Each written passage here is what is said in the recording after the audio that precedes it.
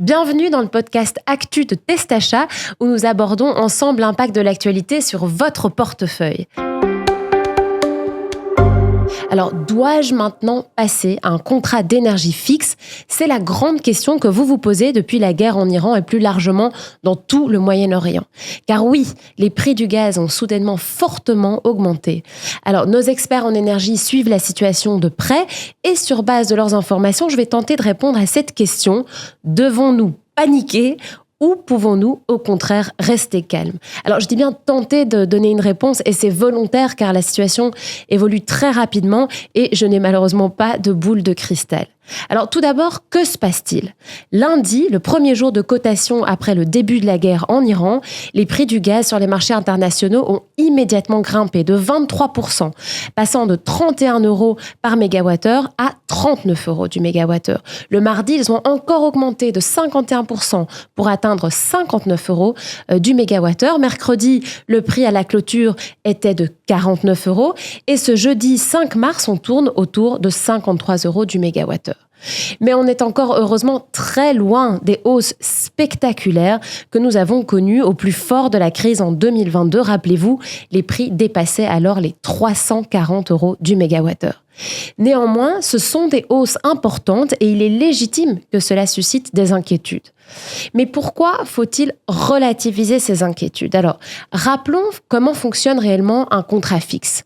Le prix est fixe, ça va de soi, mais comment est-il calculé ?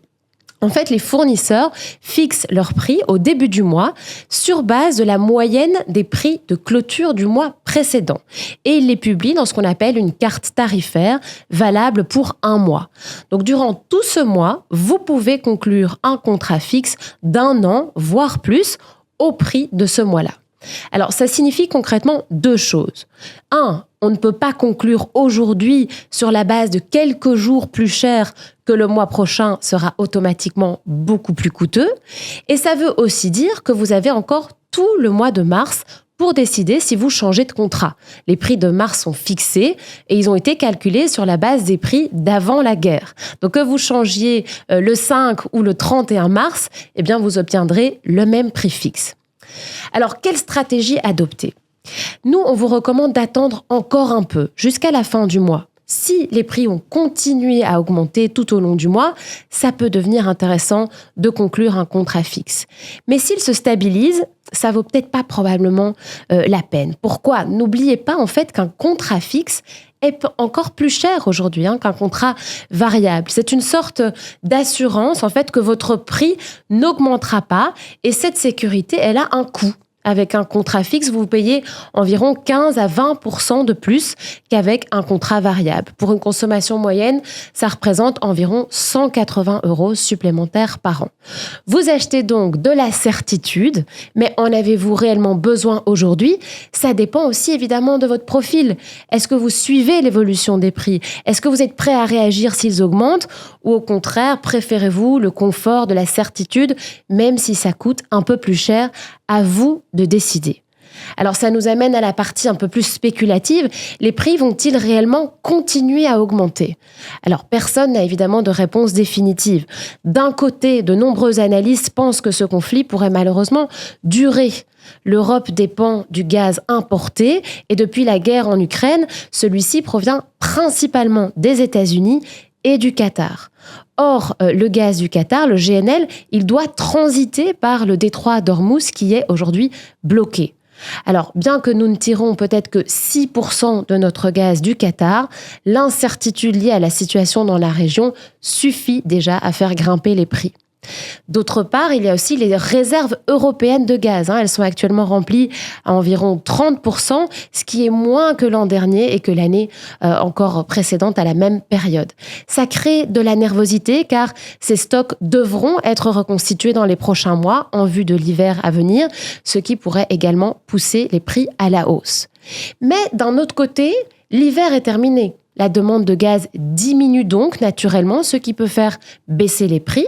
Et évidemment, Si le prix est un peu plus élevé, pour vous personnellement, ça a moins d'impact avec un contrat variable car vous consommez en fait moins de gaz dans les mois à venir. Et il faut aussi rappeler que la partie gaz de votre facture représente autour de 50% de votre facture totale. Le reste, ce sont des taxes, redevances et frais de réseau.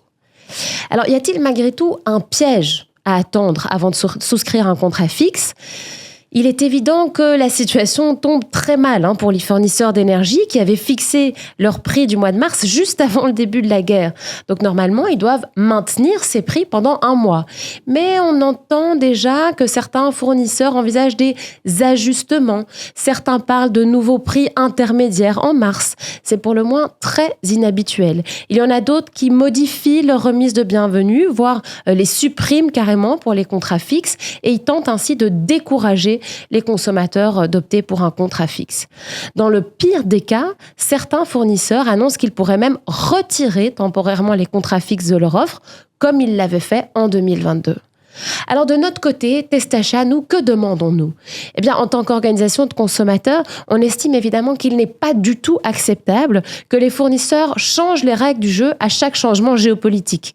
Les clients ont droit à la sécurité et nous demandons aux régulateurs de le leur rappeler. Heureusement, nous ne sommes pas aujourd'hui dans une crise telle que la précédente, mais nous demandons néanmoins au gouvernement de prévoir et d'anticiper une éventuelle crise afin de préserver les ménages autant que possible. Pour rappel, lors de la crise précédente, il a fallu attendre des mois pour voir apparaître les premières initiatives. Alors résumons, que faire maintenant ? Avant tout, ne pas paniquer. Vous avez jusqu'à la fin du mois pour suivre l'évolution des prix et décider de passer à un contrat fixe. De notre côté, on vous dira évidemment dans le courant du mois ce que nous vous recommandons de faire. Et n'hésitez évidemment pas à utiliser nos outils, notre comparateur en ligne pour trouver le contrat d'énergie qui vous convient le mieux. Merci beaucoup de votre écoute et à très bientôt.